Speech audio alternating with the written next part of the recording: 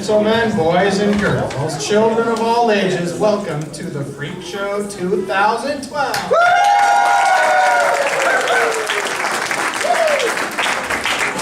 Glad you're all here tonight. Did you know that Eric is a fan of Star Wars? No.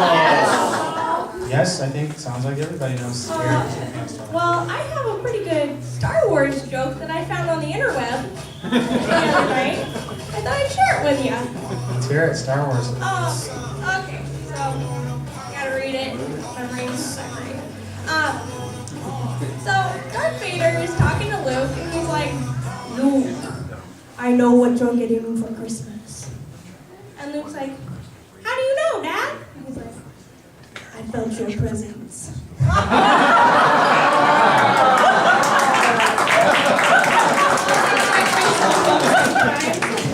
Eric, he does a great job with the youth group, doesn't he? He really does. Does a great job. He sure does.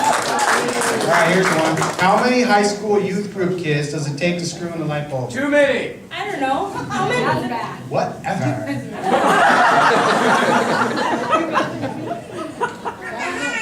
Hey, why was Isaac 12 when God told Abraham to sacrifice him? I don't know why. Because if he was 13, it wouldn't be a sacrifice.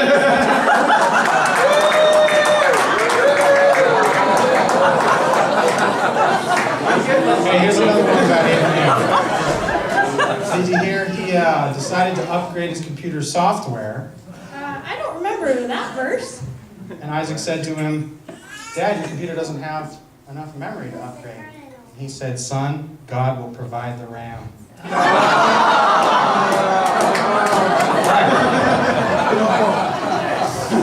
Next up. Okay, we have a couple cop jokes here for Johnson brothers. Here we go. Man walks out of a brew pub, walks straight to his car, gets in. Officer walks up to him and says, "Excuse me, sir, your eyes are looking bloodshot. Have you been drinking?" And the man says, "Officer, your eyes look glazed. Have you been eating donuts?"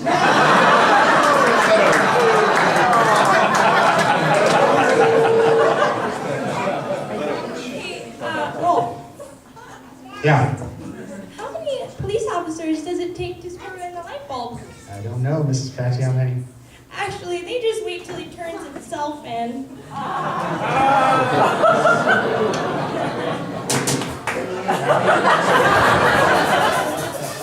Okay, ready, Mrs. Patchy? We're going to make some enemies on these jokes. In fact, probably enemies of everybody.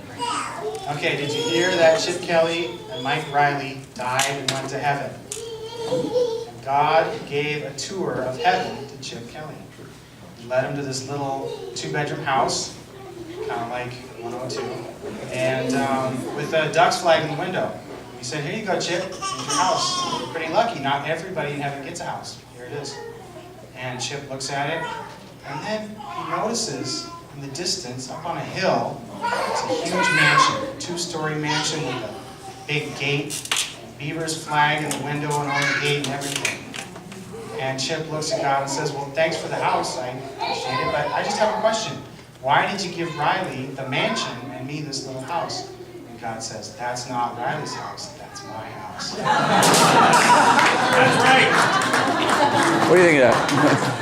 It's crazy theology. Hey, Rolf, Yeah. how many Oregon State freshmen does it take to screw in a light bulb? I don't know how many. None. That's a sophomore class. So, all right. Here's a joke for you. Knock, knock. Who's there? Diploma. Diploma who? Diploma is here to fix the sink.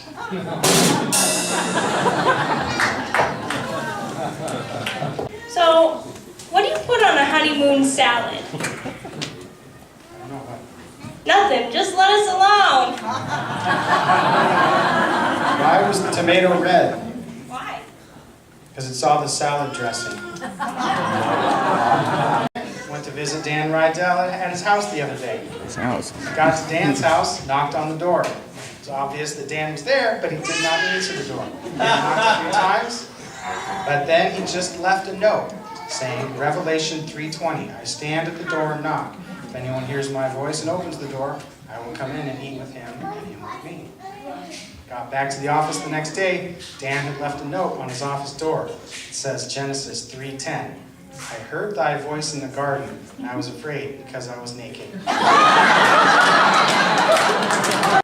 No. He went up to Mount Hood bear hunting. Oh.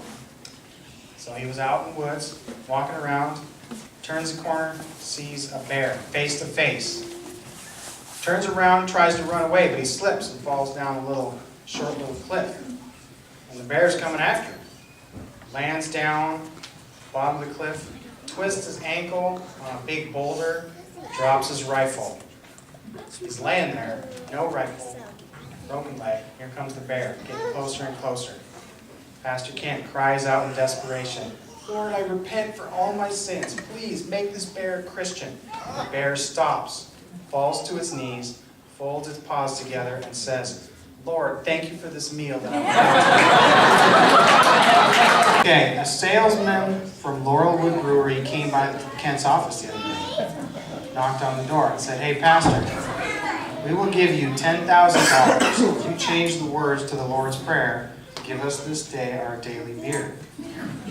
Kent said, no, can't do that, I'm sorry. And the guy says, how about $50,000? Do it for $50,000. Kent says, no, I can't do that either. I'm sorry, I can't help you. The salesman says, all right, well, you know what? Take my card. Change your mind. Come on, see me at the logo. Kent says, fine. The guy leaves. As soon as the salesman leaves, Pastor Kent, calls Ken Serbrook.